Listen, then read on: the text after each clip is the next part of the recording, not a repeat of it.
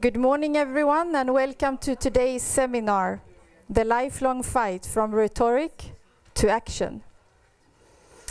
My name is Katrin Kisswani, and I am the president of MSF here in Sweden. We have invited you all here today to keep HIV on the agenda, and I'm happy to see that so many could participate. We are also streaming today, and we welcome those of you around the world that has tuned in. A special welcome to all our speakers from far and near that has taken time to come here today and share their knowledge and experience, and also to challenge us. A special thank you also go to Postkodlotteriet for funding this seminar and the project in KwaZulu-Natal. The lifelong fight that HIV patients are facing has been on the agenda of MSF for a long time, and it's far from over. These fights or struggles are ongoing in many places around the world, and the situation looks different for our patients depending on where they live. Some are struggling to access information about HIV. Others are fighting to attest so they can find out their status. Some are trying to get access to ART treatment, and others to find the strength to stay on treatment. And all are fighting against the everyday stigma of HIV. We have come a long way since the international community refused to treat AIDS patients in the developing world, which resulted in MSF struggling in antiretroviral treatment, that MSF smuggling in antiretroviral treatment into South Africa and Thailand to show that it was possible to treat. These actions were met with overwhelming international skepticism.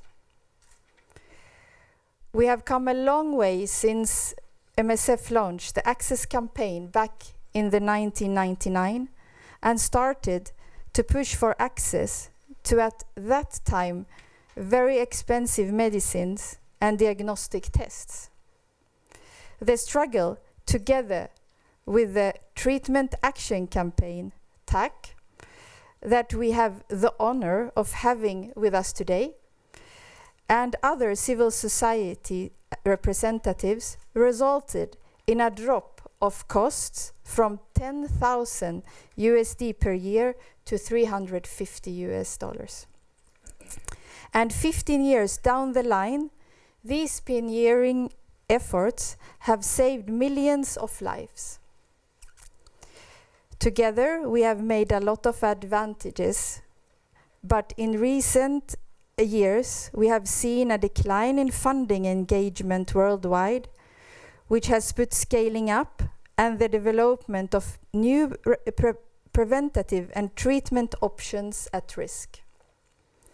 Here, Sweden has played a big role internationally as a donor. Now we are facing new challenges with HIV, with an HIV epidemic that is changing with more and more concentration on HIV patients in middle-income countries. Being a middle-income country, the possibility to receive funding is more complicated. Another new challenge is the aging HIV patient population with chronic diseases in need of more care. One of our biggest challenges, though, is the adherence. It's not enough to start treatment. You have to stay on treatment.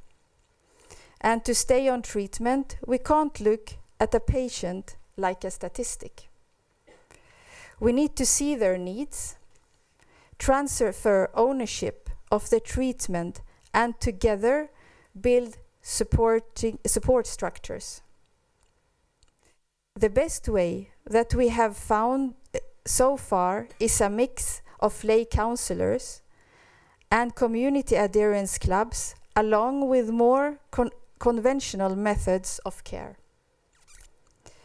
The lay counselors is providing direct support to the patient and their treatment. In the groups, the members support each other, along with taking turns in getting the medication for the other members.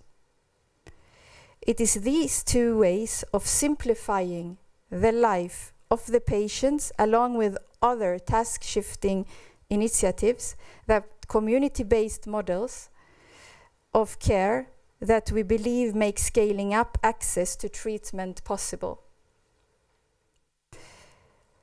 The UNAIDS 90-90-90 target, where they by 2020 aim for that 90% of all people living with HIV will know their HIV status, 90% of all people with diagnosed HIV infection will receive sustained antiretroviral therapy, and 90% of all people receiving antiretroviral therapy will have viral suppression.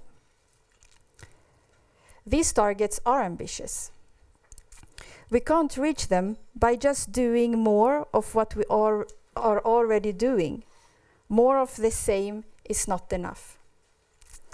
We need to start listening to the patients and simplify HIV care. In short, we need to bring the treatment and support closer to the patient and keep international solidarity on the agenda. HIV is also forcing MSF to challenge ourselves, to challenge our organization and staff with the formidable tasks of sustainability.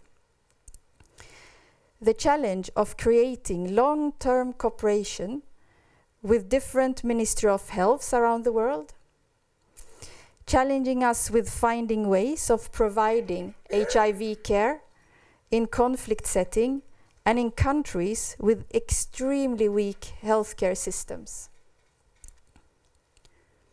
Armed with years of experience on how to best implement HIV treatment strategies to improve care, and with the 230,000 HIV patients under our care, MSF is still learning, discussing, and changing just as vigorously as ever. That's why we are here today. To learn, to discuss, exchange ideas, change and act. I want you to leave this room today empowered, believing that together we can go from talking to acting.